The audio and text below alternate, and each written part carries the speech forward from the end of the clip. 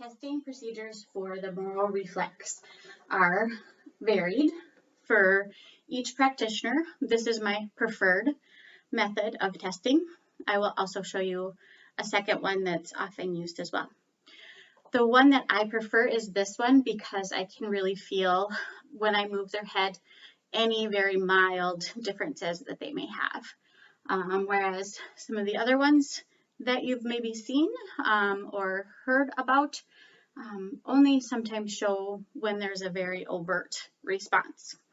And so this one is a little bit more, I think, delicate in how you can assess it. So the first thing you'll do is have the client sit with their legs straight in front of them, and then you'll put either a little blanket roll or a little pillow behind their back.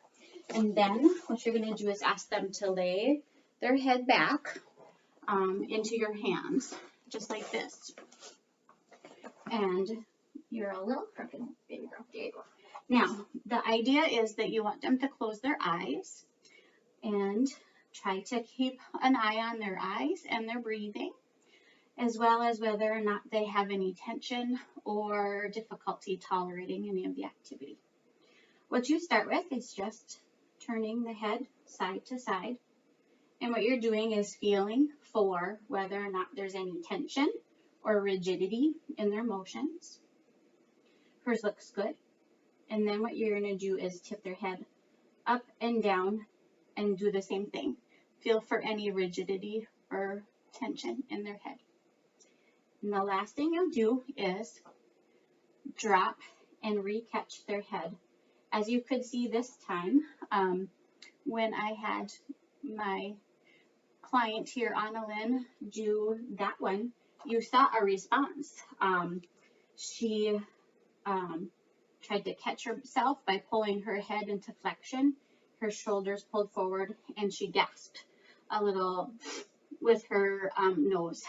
And so she actually did have a positive Moro response. Sometimes you won't see that if you do the other aspects or trials of different testing procedures. I'll show you one more time. She won't like me for this, but if you want to watch one more time, you can see her pull.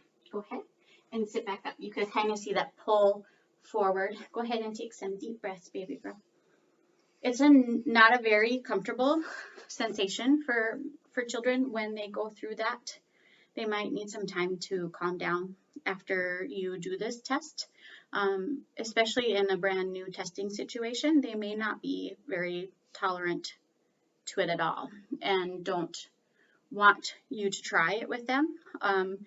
If you feel that their neck is tight prior to trying to do anything else, do not do the little drop re-catch part, because if they have a tightness response with moving their head side to side or up and down, that is still a positive response. And you don't want to scare them to the point of being stressed out and not trusting you as a practitioner. So she did not have any tension until I do the drop response with her. And as you can see, she had to kind of go into a little bit of a sensory reset mode where she dropped her head, went into some flexion, took some deep breaths, and reduced her eye contact and ability to engage. Those are very common responses for people when they have a Moro reflex that's positive. So there is one other way to test this reflex, and that is by having the child lay on their back with their arms down by their side, and you have them bend their knees up. Again, you'll close their eyes, and what you do is you'll just hold them by their feet and just let them breathe a few times. And then you pull their legs straight quickly, and you'll see a flexion response, just like you did with Anna. Go ahead and relax, Anna. You're all done with your worst one. So you could kind of tell in that one that she had a flexion response. She pulled her knees up straight to her shoulders rounded forward, and she gasped. So those are positive Moro reflex responses. That's my two preferred ways of testing the Moro. You can also do this test. You maybe will see practitioners lay them over a mat and just move their head or try to tip their head up and back.